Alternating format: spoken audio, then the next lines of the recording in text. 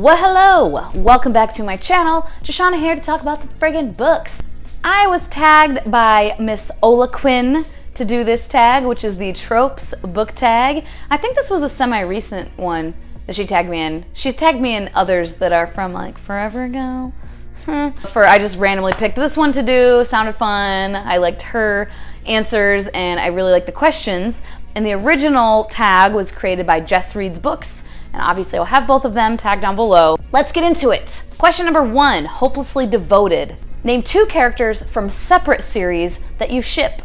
I'm going with Elizabeth from The Dark Descent of Elizabeth Frankenstein and Cillian from can't remember the name of the series, Dark Gifts, I think. But yeah, Cillian Jardine from this series and Elizabeth, I think they would make a pretty great couple because they both are a little dark, but not like in their core. They're good people, but they'll manipulate and do some kind of bad things, and I don't hate them for it, you know. And I just think that they would be like a pretty cool power couple because Cillian, he has like magical powers and stuff, and then Elizabeth, just she knows how to get what she wants from people, and I think they could do some things. Number 2, Damsel in Distress. Name a female main character who did not need a man to complete her. Could it be anyone other than Lada Dracul? No, she is fine all on her own. She constantly pushes away anybody who tries to like help her and shit. Even if they genuinely like are like, hey, I'm here for you. She's like, no, I don't need you, bye. And yeah, she did not need anybody to help her or complete her in any way, shape, or form.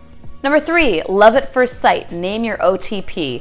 And I'm gonna be so fucking boring and lame and say the one I always say, and this is just a random book from the series that was on the top of the stack, and that is Sookie and Eric from the Sookie Stackhouse series because I just love them.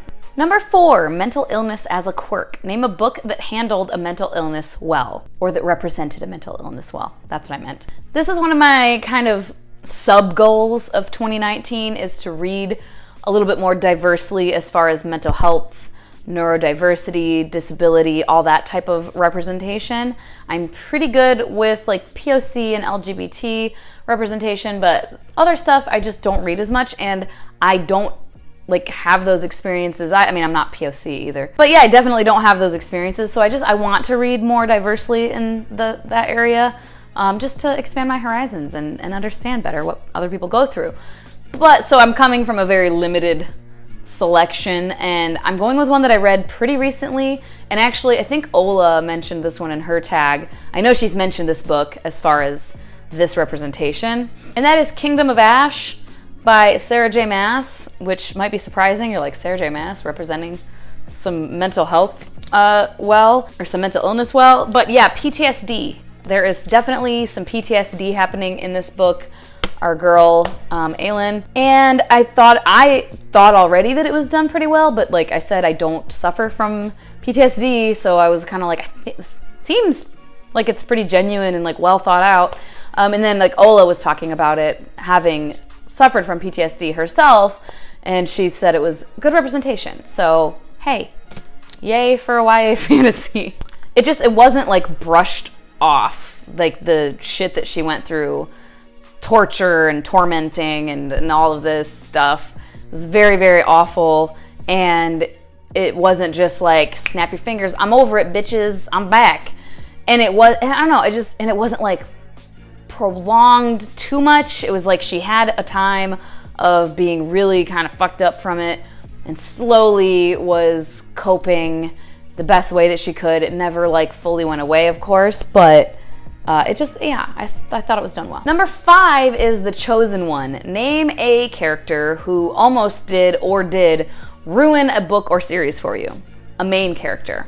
And I'm gonna go with Monty from The Gentleman's Guide to Vice and Virtue, because in that book, the plot was kind of like all over the place, but I thought it was fun and an enjoyable little adventure. It moved along quickly. Like the pacing I thought was really good.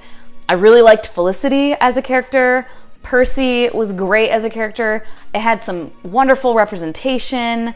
Percy was a person of color, LGBT, and had a disability. Monty was LGBT, and Felicity was this really intelligent, smart girl that was like, I don't want to just be a wife, yada yada, like, which is fine to be a wife. That's not what I'm saying. But she was going against the grain for the time that this book was, you know, the era of the book. It was historical fiction. But Monty, holy fuck, I just hated him so much. He was such an ass and just an awful person. And Percy, as a love interest, just deserves so much better than Monty. Oh my God. Ugh. He was terrible. So careless and thoughtless. And like, yeah, just, you're in love with this biracial man who has this disability, and he was just so careless about it. Like his comments he would make about both of those things, like he just, ugh, no. Number 6, friends to lovers. Name a couple that went from friendship goals to relationship goals. And honestly, I was trying really hard to think about this, but a lot of the books that I read, I feel like it's not like friendship to relationship, it's like hate to love. So I'm gonna be a cheater and like do a little shameless self-promo, because literally this is just what came to my mind, was 2 characters from the book that I am writing. I mean, it's written, but edits, you guys know. But yeah, the 2 characters from that book, and I don't want to say who, because whenever I get around to publishing this, I don't want to spoil anything. But yeah, there are 2 characters in it that go from being really, really good friends, childhood friends, and then they end up falling in love, and I love them. There's your shameless self-promo for me. Number 7 is Amnesia. Name a book that you would forget if you could, for one reason or another. And I can't even remember the name of it now, but it was that frugal book that I read like 2 months ago or something. It was like the cheapskate's guide to saving money or some shit, and the guy was like creepy and weird, and there was pervy stuff in the book. It's a finance book, like why we're being weird pervs, I don't know. I wish I could forget that one. 8, Bad Boys. Name your favorite villain. I mean, and it could be a girl, but I ended up going with someone from a movie.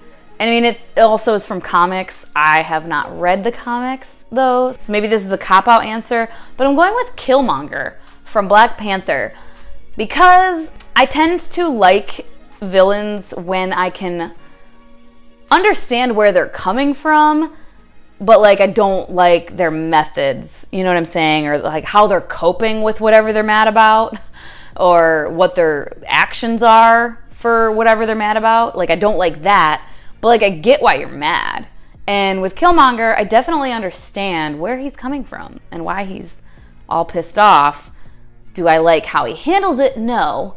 And that's why he's a villain, right? Number 9 is Missing Parents. Name a book that could have benefited from some parental guidance or a bit of adult supervision. I'm gonna go with Harry Potter because, okay, hear me out. There are adults in the books, obviously, that are around and they help from time to time. But also, they're just letting these kids run around playing like Nancy Drew and the Hardy Boys, like being little detectives, and like knowing full well that they're doing this and just kind of like letting them, not really paying enough attention. Dumbledore specifically, but like kind of all of them. They're just like, oh, those kids. And I'm like, stop them. First of all, they never get it right. Like their little detective mystery solving is terrible. Like they suck so bad. They always think it's so-and-so and then it's the other person. I'm like, you guys are dumb. So they're not even good at it. And yeah, they get into trouble. They almost die time and time again. And they just really need to have some better supervision. Number 10 is Girl Guy Gang. Tag some friends. I did not write down anything for this. Typical. So I'll come up with a couple people and tag them down below. Check the description to see if you are tagged. And I mean, if you're not, just do the tag, as always, you know. That is all for now. Thank you so much for your time, you guys. I hope you have a wonderful day, and I'll talk to you later. Bye-bye.